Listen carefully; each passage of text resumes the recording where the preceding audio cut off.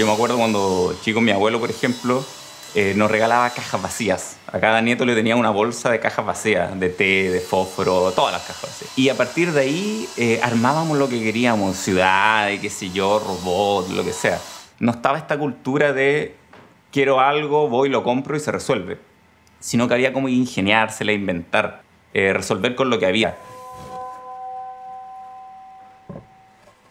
Esa actitud yo creo que es clave, por ejemplo, en el tema de la carpintería y para mí en el tema de la creatividad, del crear a partir de ciertas restricciones.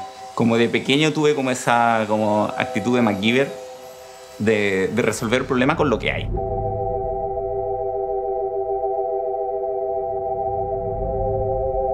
Por lo mismo, nosotros, por ejemplo, nos acotamos a un solo material en un solo color, por ejemplo, que es un material generalmente súper subvalorado, que se usa como material de segunda categoría, como un elemento provisorio muchas veces.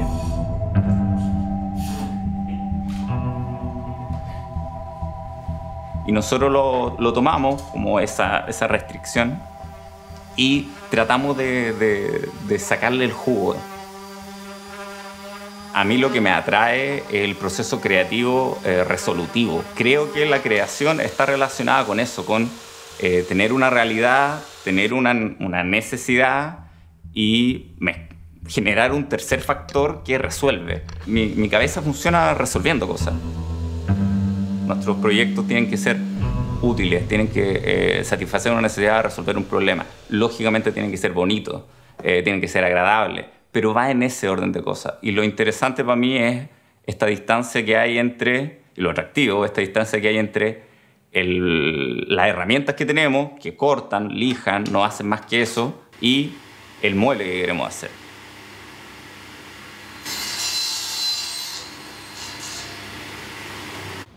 Ahí yo me reencontré con este placer de crear, que en la escuela un poco te lo matan.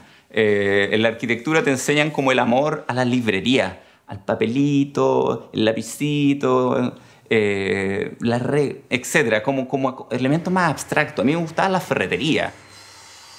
Esto es lo que me gusta. ¿Qué hago? Soy arquitecto hasta jubilarme para tener dinero suficiente para poder armarme un taller, para poder hacer lo que yo quiero, que son muebles, o invierto el proceso y parto haciendo lo que me gusta y vemos cómo nos va.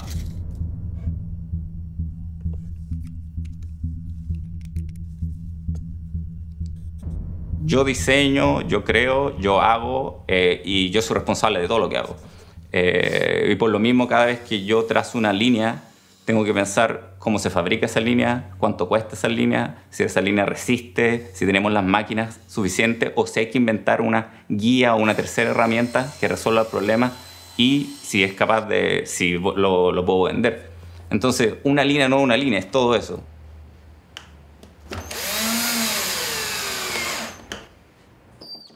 Maderística es un taller, primero que todo, no es una mueblería. Es un taller de fabricación artesanal de muebles de autor. Le hemos puesto este concepto, carpintería de autor, un poco para relevar la posición de carpintero a una situación de artista, que creo yo siempre la ha tenido, siempre el artesano tradicional ha tenido eso, pero se ha visto, no sé, desechado, deplorado, es un trabajo que se paga mal, se evalúa mal, etc. Entonces, vuelvo, el concepto de carpintería de autor le queríamos dar esta idea de que es nuestra identidad, es nuestra pasión la que está en cada mueble. Y si no nos apasiona, no nos interesa, no lo vamos a hacer. Entonces, creo que eso define un poco Maderística, tenemos nuestras reglas del juego. De hecho, hacemos un taller, hacemos clases de carpintería y al taller le pusimos de nombre Taller de Introducción a la Maderística, entendiendo que la carpintería es un mundo gigante del que somos unos ignorantes, en el que estamos metiéndonos, pero de la maderística lo sabemos todo. Entonces, de alguna manera, no solo me creé el trabajo que quería tener, sino que me creé una disciplina, la maderística, que dominamos con autoridad.